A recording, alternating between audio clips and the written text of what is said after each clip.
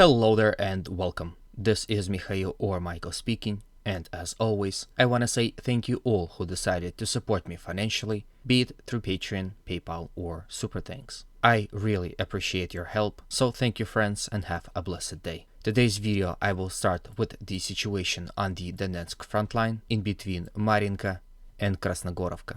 In the last 24 hours, Russians launched a successful surprise attack here in the direction of the mines. This operation took about 8 hours and currently is still ongoing. However, it is now clear that Russians were able to significantly advance here in this sector, penetrate Ukrainian defensive lines, and capture this stronghold. Here is the remarkable footage of that happening. It is very rare to see this kind of offensive operations in modern war history. As you can see, Russians are advancing towards these mines, and the mines themselves, or so to speak, the buildings within this sector, is mostly destroyed now.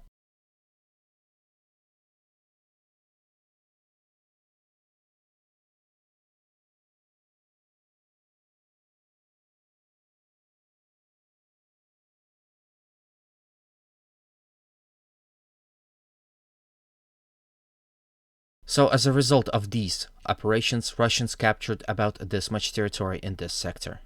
Please make sure that this is not exactly what they captured. The operation within this sector is still ongoing. Fighting is still happening within these forest lines as Ukrainians are trying to do everything to stop Russian advancements here in this sector. They are using artillery here and distant mines to stop Russian advancements further on, and they actually distant mine newly acquired Russian territories as well in attempt to stop reinforcements from coming in. So once again, the operation here in this sector is still ongoing, but based on the most reports, Russians have success here. It is extremely hard to underestimate this Russian territorial gain. As you can see, with the capture of this territory, Russians can use it as a stronghold to launch their assaults in the direction of Krasnogorovka, which, as you can see here, is a fairly big city. It also serves as a logistical hub for Ukrainian forces in between Pervomaisky and Krasnogorovka. There is also a train station here, which is very convenient for the whole supply system. So whether Russians will continue their attacks towards Krasnogorovka or not is unclear. However, in my opinion, it would make so much sense. With Russians attacking in the direction of Krasnogorovka and shelling the city itself, they might completely paralyze the entire supply system of this front line. Then there are news coming in from the Zaporozhian front, to be more precise, Orykhov direction. In the last 24 hours, Ukrainians once again assaulted Russian positions in the direction of Robotyne, to the east of this road. If you watch my videos regularly, you remember that Ukrainians usually able to penetrate Russian defensive lines in front of Robotyne. But this Ukrainian attack failed. They lost several armored vehicles and 2 tanks, which you can see here on the video.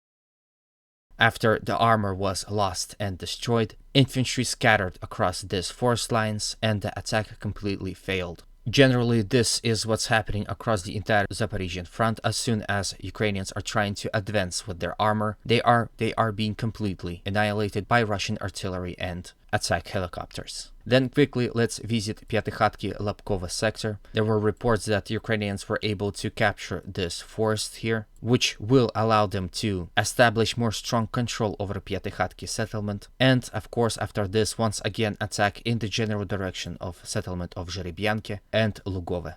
As of right now, there are no attacks reported here in this sector.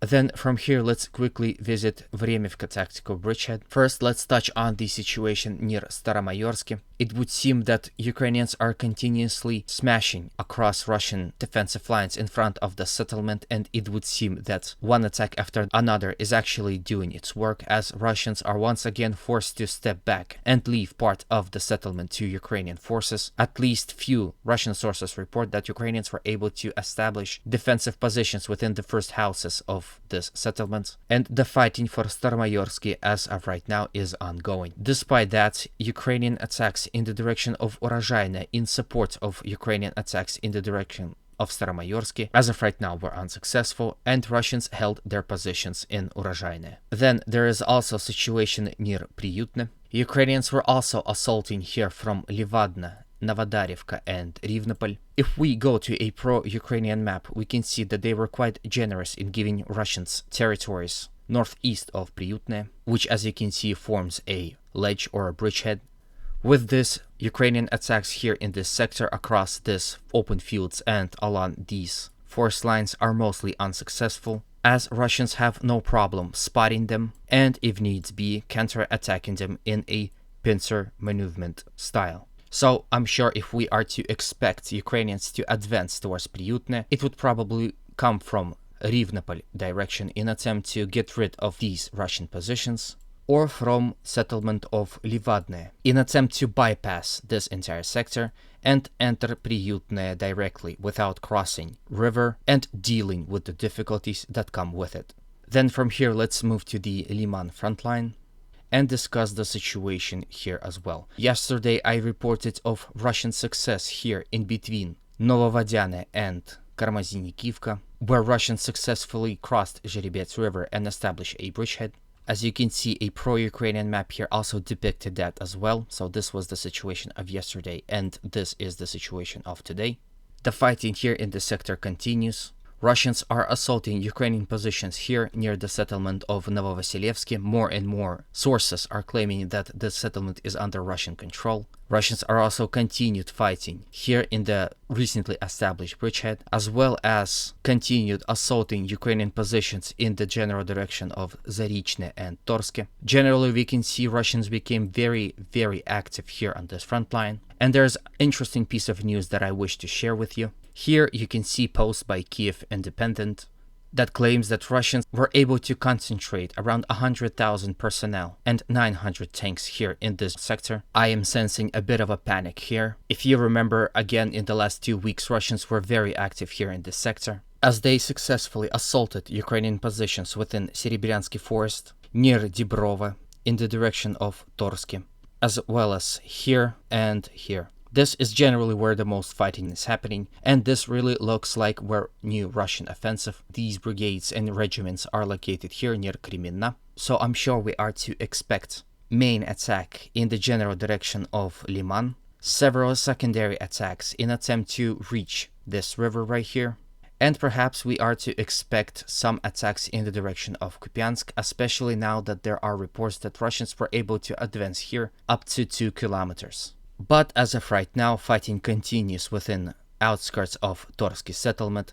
As you can see, settlement of Zarichne and Torske serve as a shield for Liman city. Out of itself, these are not big settlements, but if Russians were able to capture them and advance towards Liman, it could be very painful for the Ukrainian forces in this sector. As you can see, Liman is the biggest settlement in the entire sector, and of course serves as a logistical hub for Ukrainian forces all across the front line. In any way, I'm interested about your opinion on this, whether Russians are concentrating troops here in Liman front line to start the offensive of their own, or this is fake news by Ukrainians to spread panic and hysteria and ask for more stuff from NATO. Once again, comment section is there for a reason, so I would really love to hear your opinion on this. Generally, this is the end of the video. I hope it was to your liking. If you liked my video, please consider supporting it with a like and a subscription. Also, don't forget to ring that notification bell. These actions really help promote this video, as well as really motivates me to work harder. Also, join my Patreon if you like. Thank you in advance. As always, humanity calls me to condemn all violence against human beings. Have a good day, and always remember, Russia will be free and great.